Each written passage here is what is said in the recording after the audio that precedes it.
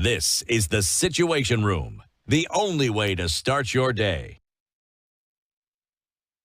Can cause great sickness. A small tick can cause great sickness. How would you interpret that? That's you should never ignore a small issue, because then it is from that particular small problem that a big one can emerge. Just like a small leak in a ship can make the ship to capsize. So it's just telling us that we should not ignore something that is small. It's out of that small that the serious problem, catastrophe occurs. Yeah. Indeed. Well put. Dr. Harry, there is quite a lot that's going on when we look at, the health system, the sector at the moment. Of course, there's a lot of complaints, there's lamentations, and some of those are grounded in fact and not emotion. And we do know, obviously, that there has been the sentiment from a lot of folks that, SHA is not working. And they say that based on what somebody else has said. But then there are very many an individual who have tried to go through the system and it hasn't worked for them. Giving you some examples. There are people who have paid up 1 year and they have then gone to hospital and they've been asked, well, unfortunately, we cannot offer, you must pay cash. Most recently on Monday, we have seen that civil servants who make up a particular tier will not be able to access. They're asked to pay cash, even though this money has been deducted at source. And in line also with private insurers where they're not able to access this care. It just seems that thing after thing is going on. We saw regional SHA offices closed the other day, and now we are seeing that those who go outside the country for treatment with an accreditation by SHA are not going to be able to access healthcare for the time being. There seems to be so much going on, and we've just got to ask, it would appear as though there is no handle on healthcare at the moment. Is that the case? Or are these bumps in the road? They may appear like bumps in the road rather than saying that there is no healthcare in entirety. But I believe that the change that is being done by Social Health Authority is to ensure that there is coverage of healthcare. But the way it's being done, the speed at which it's being done is what is causing the problems that we are seeing. I believe that this idea that those who are abroad or seeking medical care abroad, their packages being stopped, is not something that is actually good, in the sense that there has to be a plan, because those people already there having been approved to seek care, even if the government is to relook at the packages of the medical insurance for those particular services that are not that are there in the country, this one should be covered. To the point that you tell somebody that is going to go next that if that particular service is available locally, therefore you should not actually stick it out.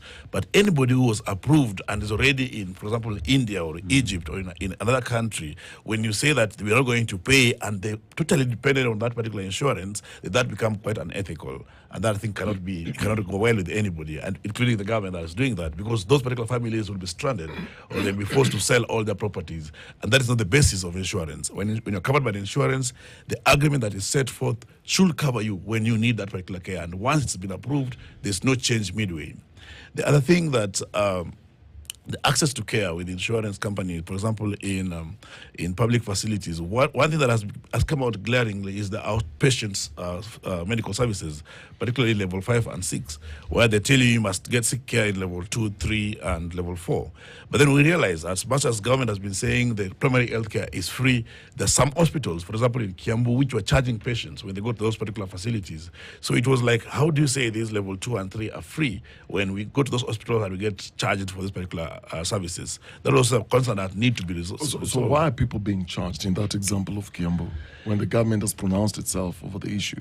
I was with the advisor of the president yesterday, Dr. Thuranira, and he was telling us that he had asked the governor of Kiambu that, why are you charging? The governor actually said they were not charging patients. So he had to pretend like he's a patient in Kiambu. It's one of, I think, level 3 hospital and level 4. And he had to pay to seek the care. So there's the aspect of the policy and this aspect of implementation. So if there's no alignment between the national government, which actually handles SHA, and these county level hospitals 2, 3, and 4, then that becomes a problem. So that's one thing that comes in. Then there's a bigger problem of the civil servants, whereby we saw the Kenya Health Federation say that they will not be giving services to the civil servant. On one point, they are very right to actually say they won't give the care. But on the other side, we were feeling like the private hospitals are using the much needed services by the public servant to use as a bargain. But they're right on one hand that when services are being given by any hospitals, they ought to be paid. Then we realize that from 1st of October 2024 to the time that they give this notice, they are not being paid. It's only when they issued that notice that civil servants will not get care that I think money was paid to them. So sometimes it's out of the actions of the private hospitals that forces social health authority to actually pay the money. Yet we have a lot of debt still in many hospitals. And the reality is the healthcare can never be free. It's either the insurance pays or the Kenyans who are sick to pay out of pocket. So, Dr. Just let's back up a bit and look at that example of Kiambu and the conversation that you're having with Tranira. So a patient walks into a hospital. Yes. You've been told by your government that this and that hospital, you can go and get treated. Yes. So you walk in. SHA is a medical cover. Yes. So you walk in, you're treated. Yes. Then you go to pay. And then you're told you have to pay cash. So there are two things here. There is the patient who is expecting a service. Then they're expecting that SHA is going to work. Then there is the hospital that now says that you cannot pay SHA, you need to pay cash. What really is the issue? Is the issue that they can't access the system or they can't extract the information of the patient, or it's a claims issue? So if we allow you to go away after SHA is cleared, we will have a difficult time getting this money back. What really is the issue for somebody to fully understand what we're dealing with? I think it's a lack of awareness, maybe from the patient point of view, and also just sometimes some county governments or some hospitals going rogue, and in the sense that when you have signed it as a level 2, level 3, or level 4, that you say to be of a primary health care, that you get your funding from the capitation. So it then means that from the point of consultation to the point of triage, to seeing the doctor, to getting the drugs, you should not be charged. But you realize that you will be charged from the point of getting into the hospital administration, whereby you're going to consultation. And that's the spot check that he did. I had after he did that, there was a memo that came out from the county to all the facilities that they should not charge this particular level of hospitals. But that is just one point out in the entire country. So it means there is a problem. The patient must know that because I have social health authority, I should not be paying in this primary health center. But the hospital tells you have to pay cash. You're just one person. How do you tell a whole hospital that SHA has told me that the government has told me I should not pay cash? Who do you tell this? And the same thing, these particular hospitals need to, I think is a reality. There's a problem here. And the problem is both from the social health authority that says this level 2, 3, and 4 are free. Yes. But then you are going there when this particular hospital administration are charging you. So there has to be a way that these people put to account not to charge the patients. And that's what is lacking. The other thing we've seen, as I finish my train of thought, the other thing that we've seen, in some instances, SHA works for certain people. Like if the four of us, we said earlier on, if the four of us walk into a hospital, we've all registered for SHA. It's not too clear because you hear stories. I even have personal stories of people that I know who've gone to hospital and actually SHA has cleared their bills. I know. But then for others, and they've registered, they've paid the premiums, but they still don't get cleared. How does the system change? It's almost like gambling, like a slot machine. How does it work that a setter will walk into a hospital, SHA will clear his bill, and who walks into a hospital, her bills will not be cleared. How does this happen? And we're both fully paid up. Yes. I think this comes to question that we as a union have brought up a lot of time regarding the benefit packages.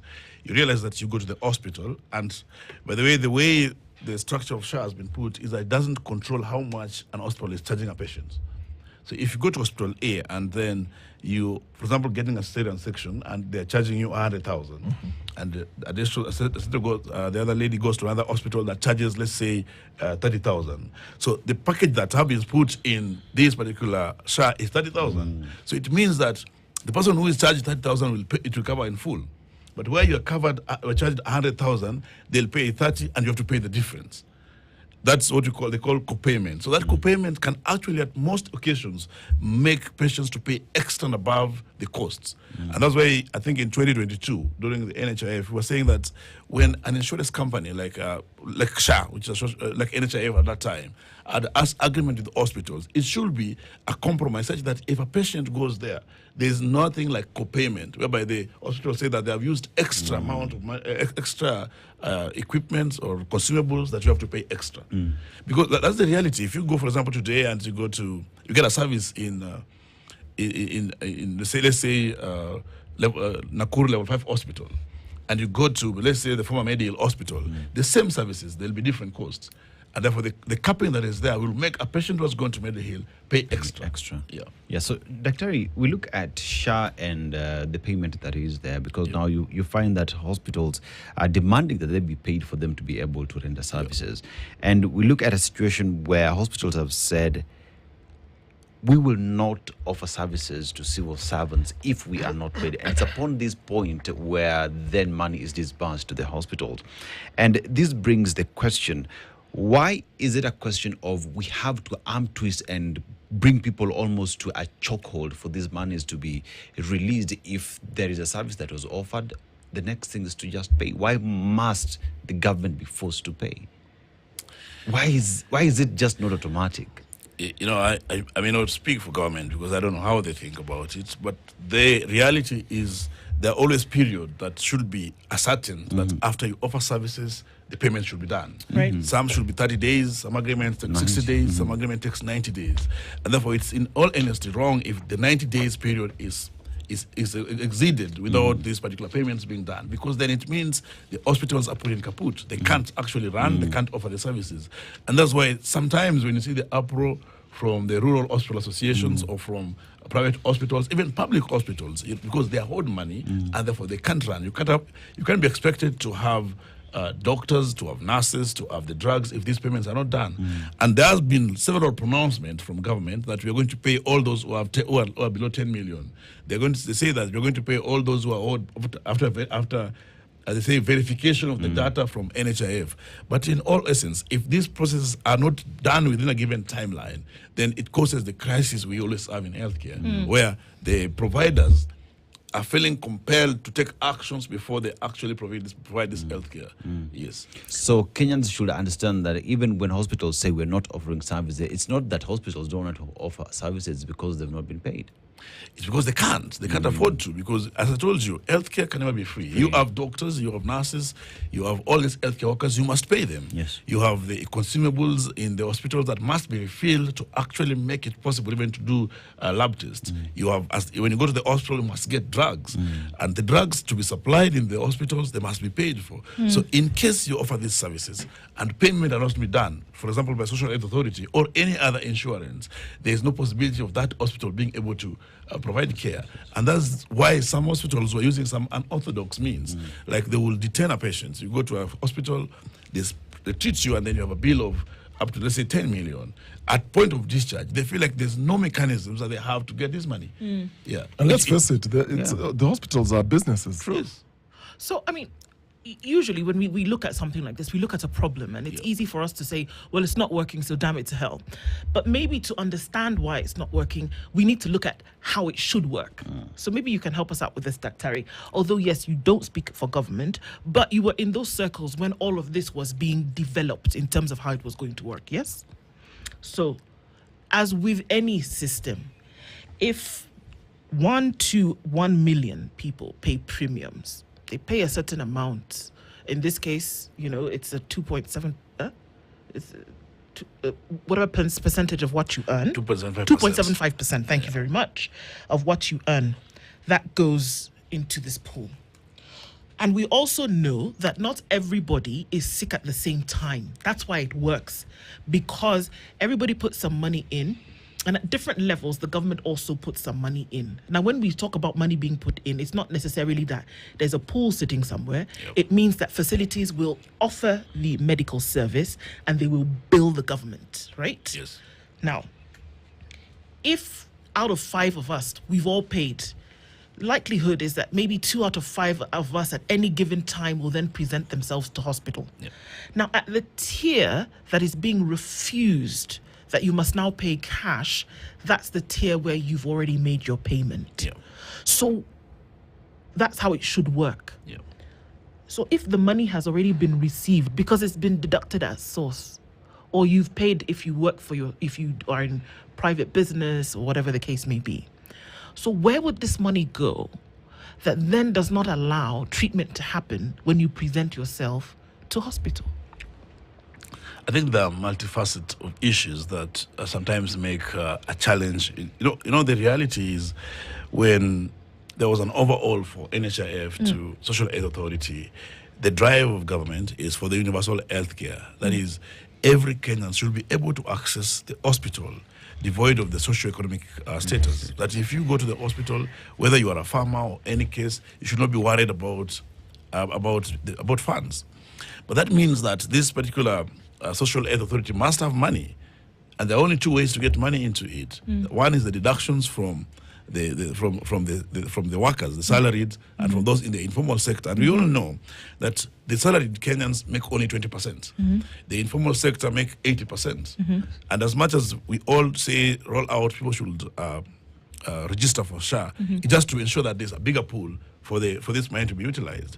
The other part of it is that there has to be tax that inject money into this. And I think that's what they're doing in the primary health care. But how much did they put last time? It was actually very low. So you see, when we have less money, it becomes very difficult to actually make it possible to access the health care. So is it possible that government doesn't have money to put into that tier? I can't directly say government doesn't have money, because when you look at the collections they're having now, vis-a-vis the collections that was there in NHIF, we realize that they're collecting more. Okay. At this particular point. Okay. In NHIF, with the collections they were having, the loss ratio of the coverage was at 81%. It means there was always balance of funds after a particular year. So it means, what then it means is just the system. The government must get a way to deal with, to have an engagement with providers, an engagement with hospitals, an engagement with workers, so that everybody knows what is happening. Because sometimes you realize they will say the calendar year affects them disbursing the funds. So it's more of a disjointed communication between the Social Health Authority and the hospitals and the workers. But should we be at pains, really, to then keep saying that it is working? Should we be at pains? We shouldn't have to say something is working. We should actually see that it is working.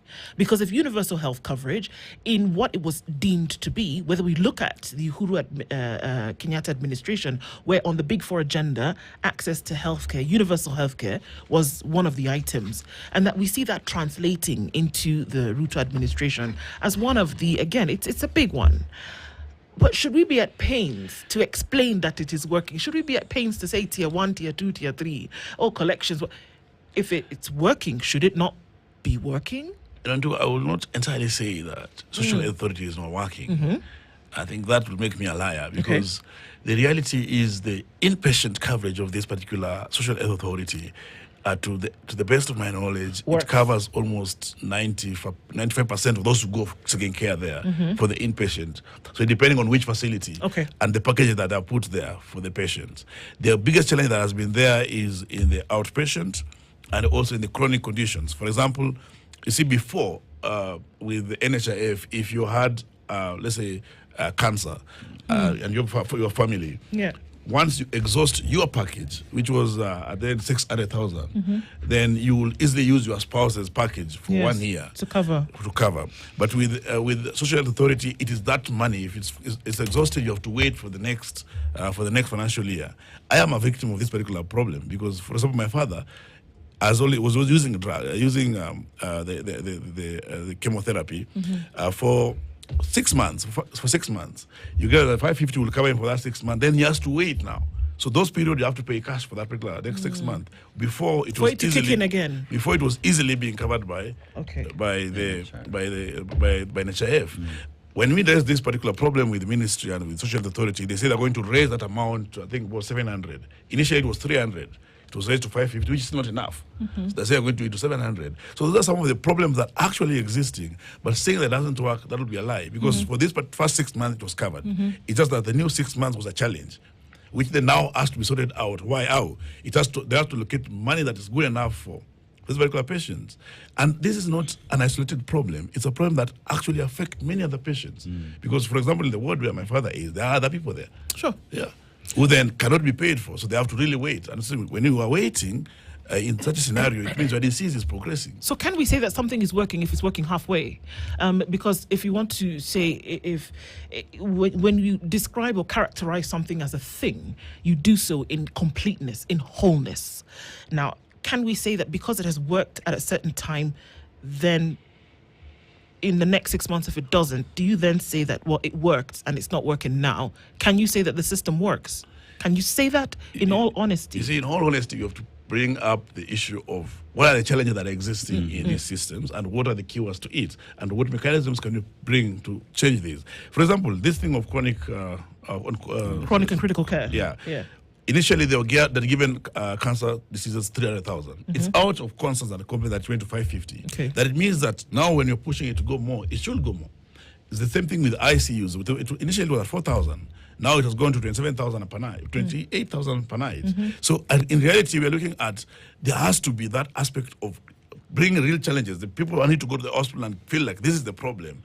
But the biggest concern that I keep on saying, the aspect of co-payment, there has to be conversations to ensure that whatever has been put in benefits and packages is what covers everybody without any hospital or any doctors or nurses or hospital asking you to add more funds to it. Here's my problem. Yeah. We have a good plan. Yes.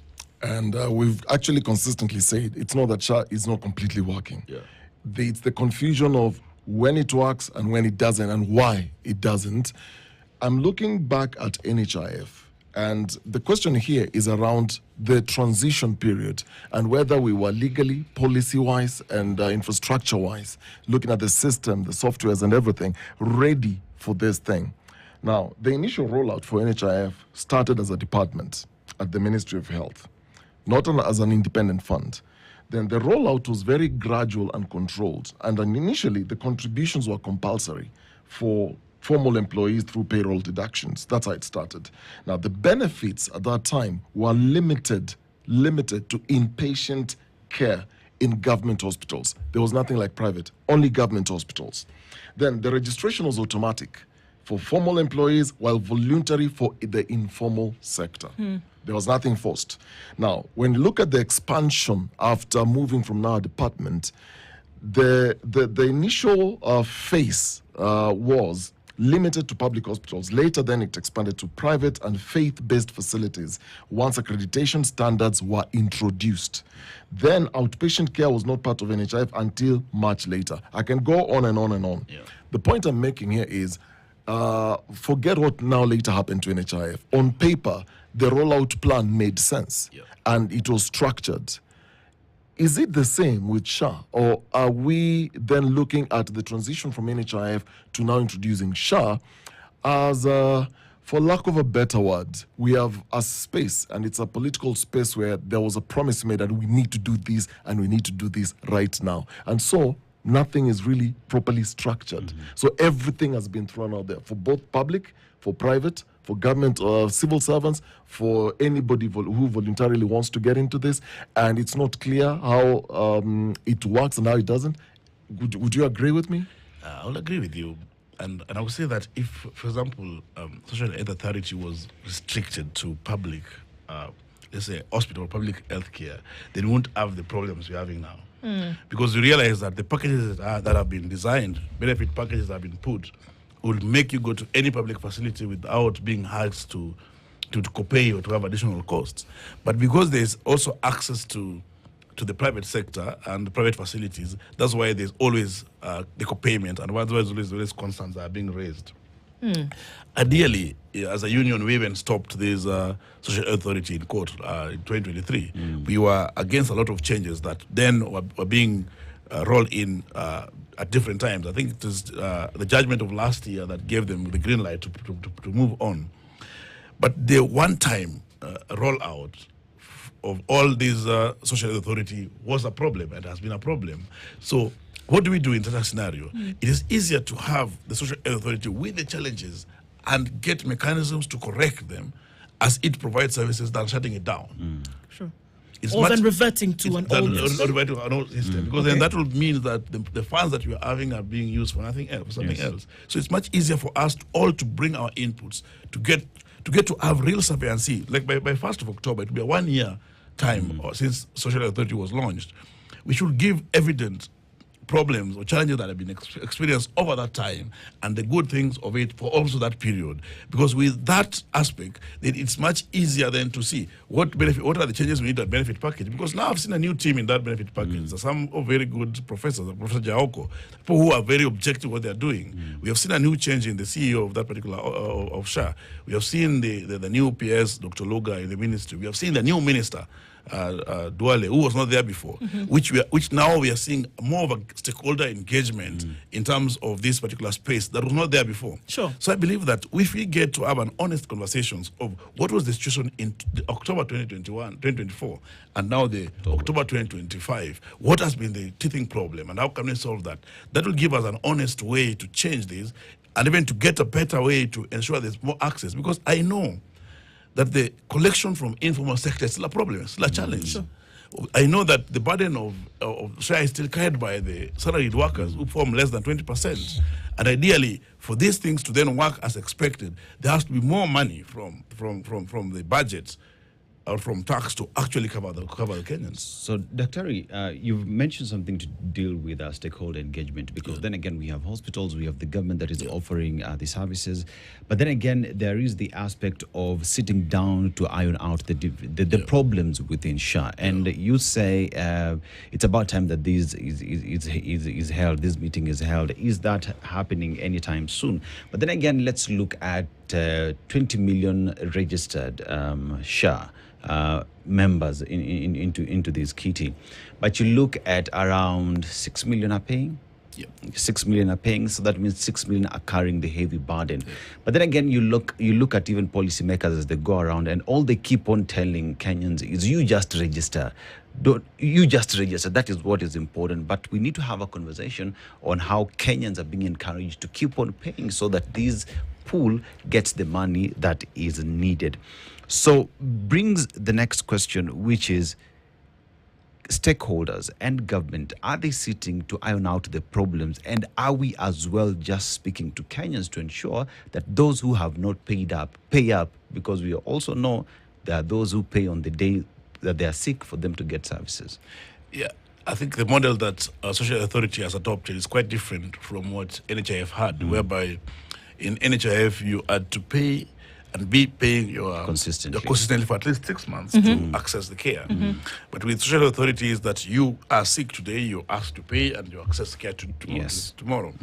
So one problem with that is that there's an aspect of bias in that you will pay, get the care, and then forget about paying. And therefore that pulling effect will be lost in the process. I think that's why the handlers of social authority ask that if you are paying, you pay for a year. So that when you're going to the hospital seeking care, you're able to support the rest who are not going.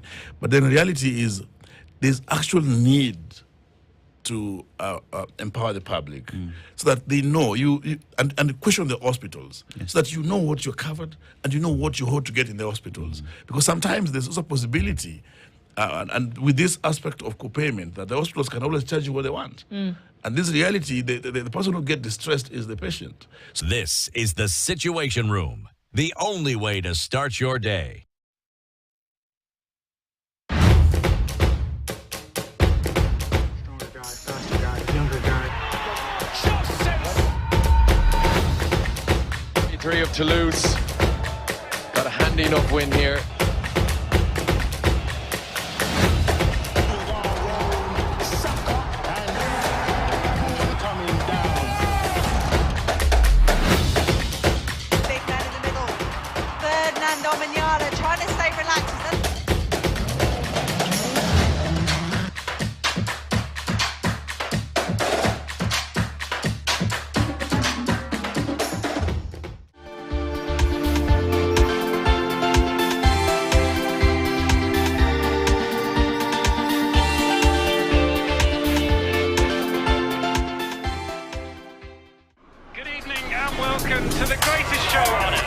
people's game. They will be bubbling about this one for weeks and months to come. Let's go! Lights, camera, action. Put your mind on it, live the life that you Ooh, what's it? Eco on. Killer game in a matter. Reconnect now. Dial star 423 hash.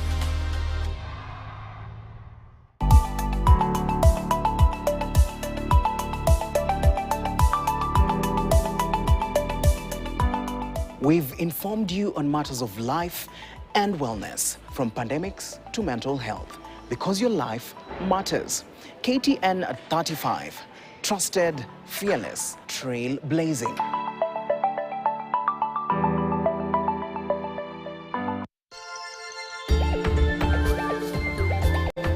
Entrepreneurship is hard. Yeah. I think it's like giving birth to a baby. You need to articulate a vision. You need to sell that vision to people. Yeah. And I think when you build that muscle of problem solving, it's going to be better for you as an entrepreneur. You need to apply to 500 jobs To get? one job offer. My goodness. 500 jobs to get one job offer. 500 jobs. Right now, it takes more than 6 years for a graduate to get. Looking for a job is a full-time job for me. You don't be laughing. I went to American schools. I didn't learn about Kenyan history. First time I heard about some of the things that happened in Kenya's history. Yeah. And I went home and asked my mom, how did you guys let this happen?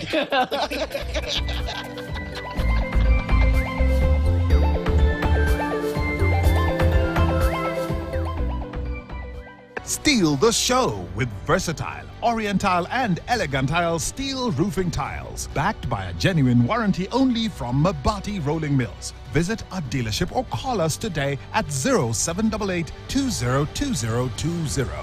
This is the Situation Room, the only way to start your day.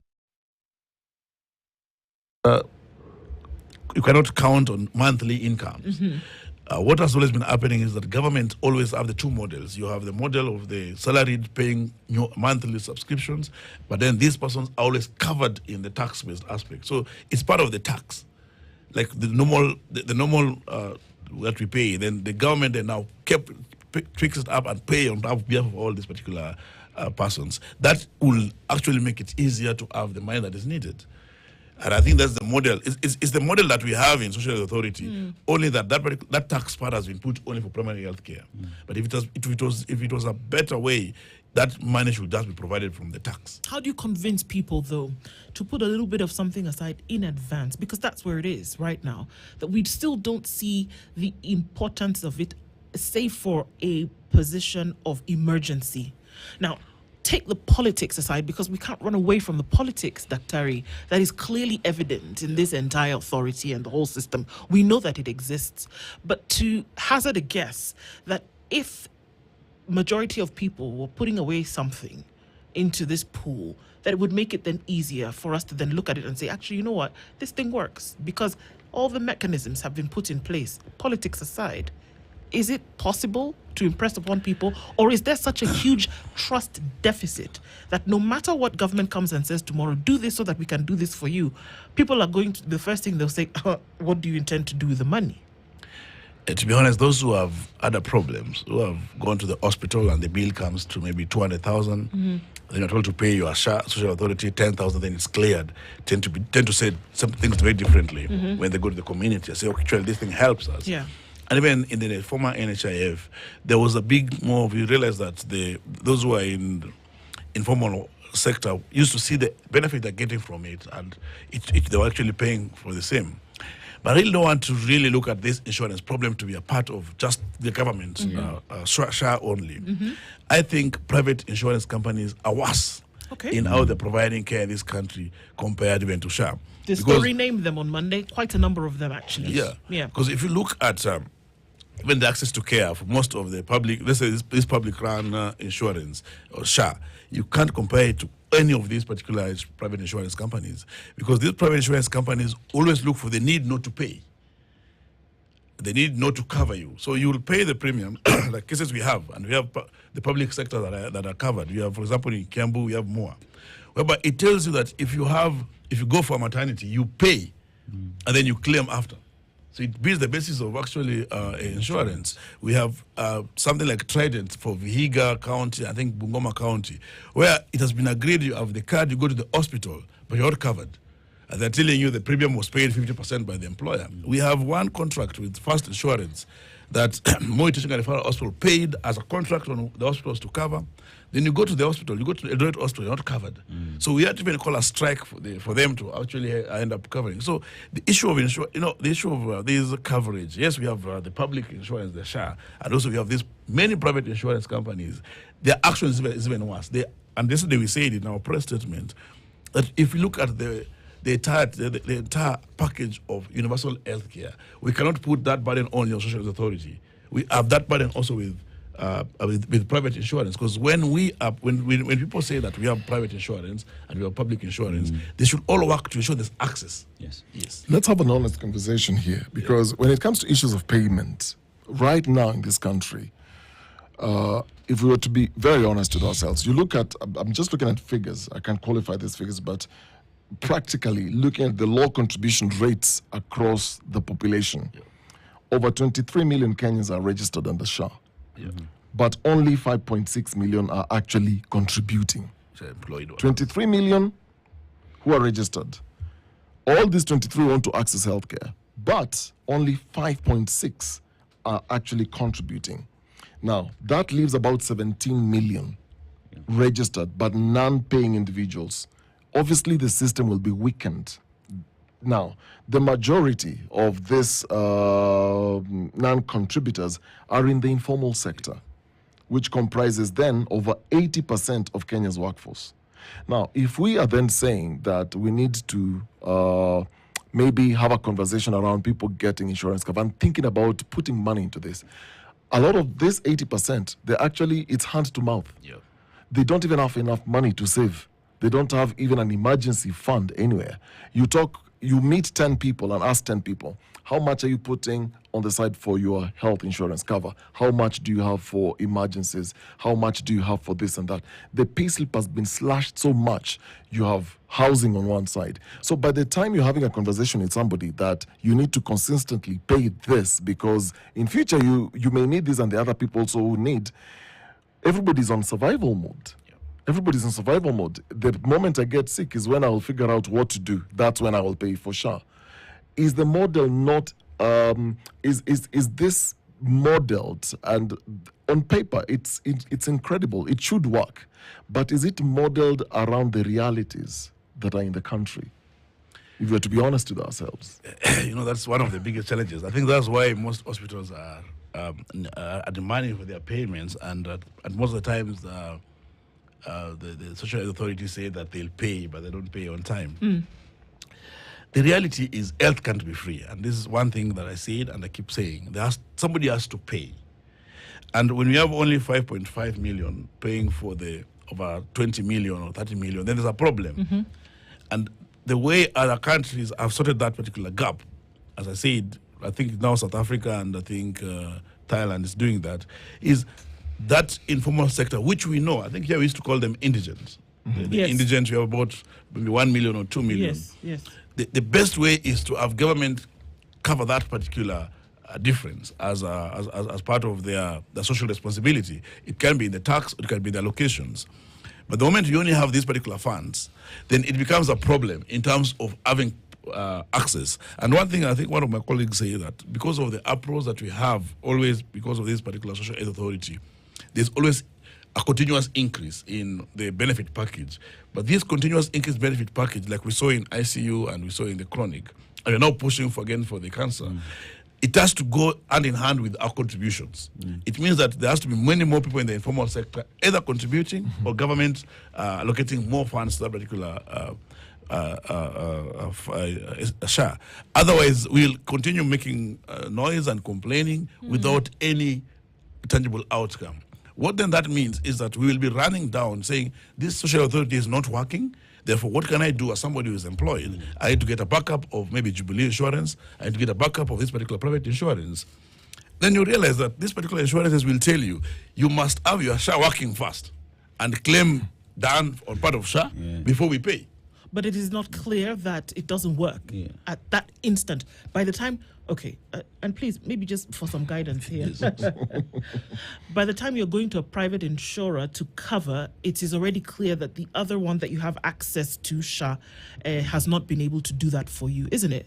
No. If you look at the Act, the SHA Act, it says that they say this is what they provide in the packages, and then they say it's free for every Kenyan to get another secondary insurance, something that we were opposed to when it was being done at the Act. But once they provided that, therefore, some employers get for their employees private insurance on over and above the SHA. Yes.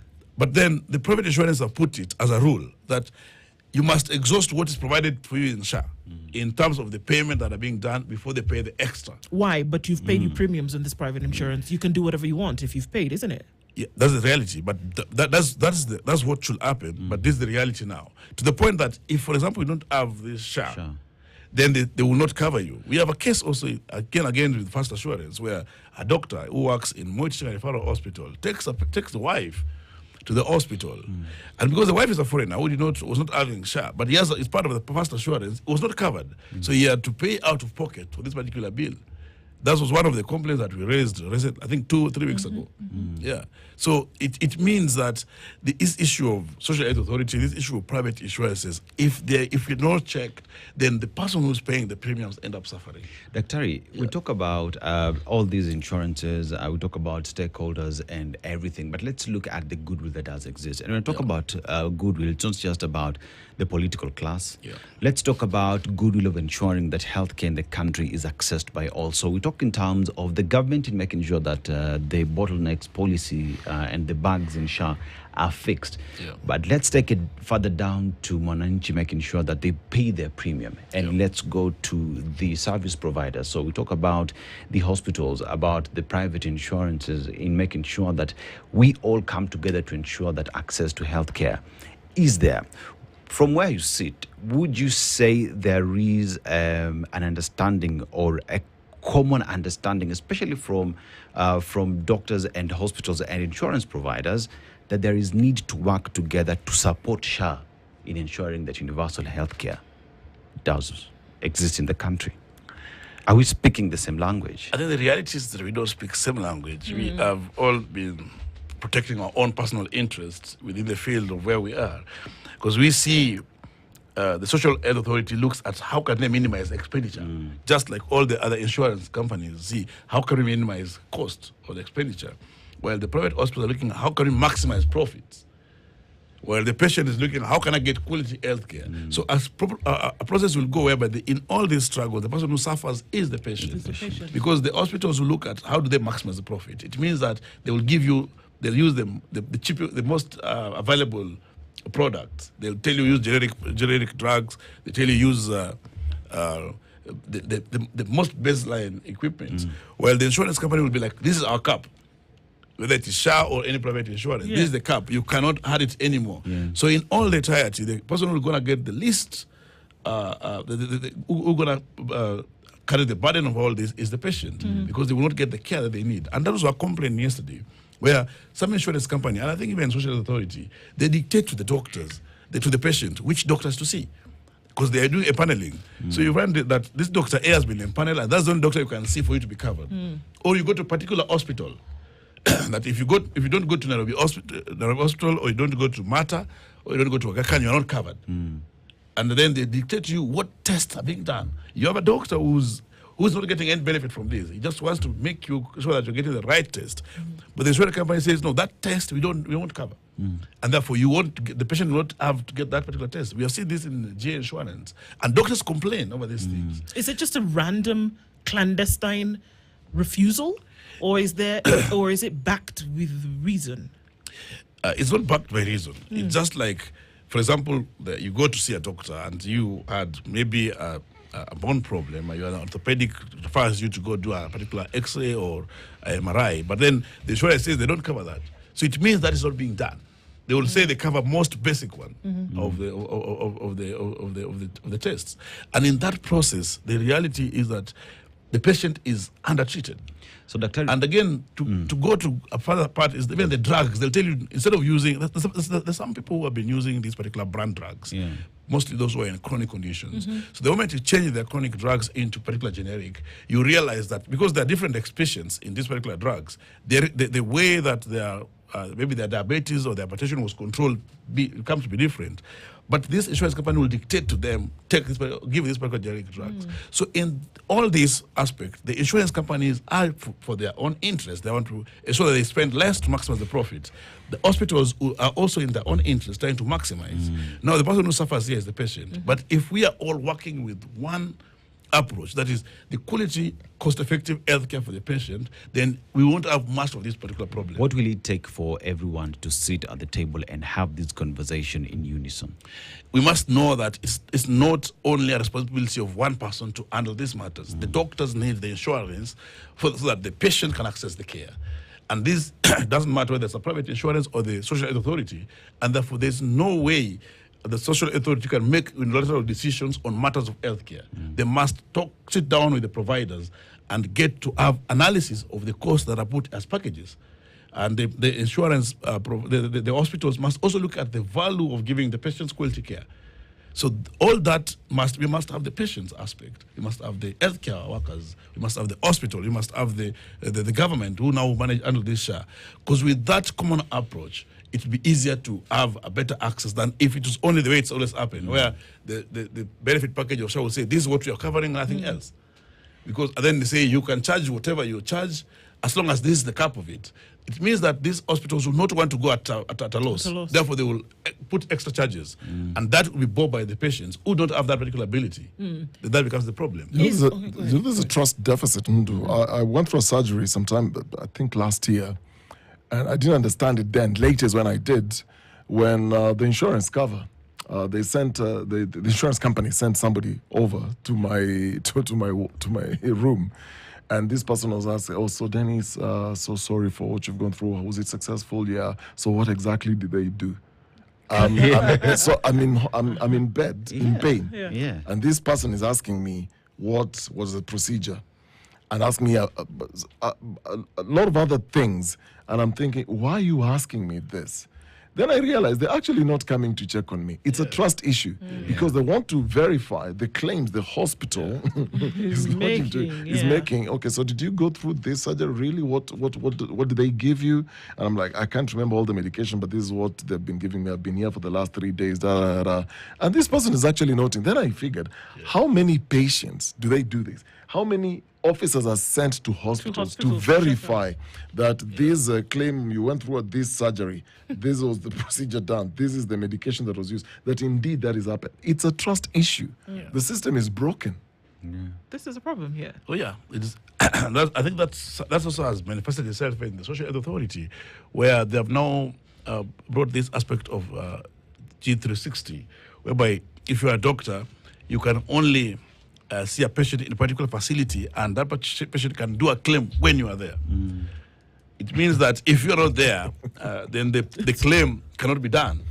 So, this is essentially a claim linked to an individual medical practitioner. Yes. But there's no space for that in the law. There's no space for that in the authority. There's no space for that with insurance. Yes, I mean, the social authority have a right to do what they're trying to do, though it's against the law. Because they're trying to see that they're trying to see how do they curb these particular frauds that have been occurring. So that's what they think, that if we map every hospital, every doctor to a particular place, then we're going to get this thing to be possible. But the reality is different in terms of, is it possible that this particular doctor will be there at that time to do that particular claim? Sure. It will not be possible. And now the person who will suffer in all this particular problem is the patient. And therefore there has to be a real conversation on how can this be done to ensure that there is no fraud, at the same time the patient accesses the care. And that's why we start these conversations. Good for us to put out there. It's good because we were saying this is how it should work, and we can see the reasons why it's not working. And it seems collective in nature that, everybody's got to put a little bit of a chip onto the block and then see how we can get to it. Dr. Davji Atela is the Secretary General of the KMPDU, has been here with us this morning talking SHA. Let's see what happens. We'll go through it. Thank you so much, Dr. Thank you so much, Indu and Double Dennis. Good morning. It's 8 a.m. This is the Situation Room, the only way to start your day.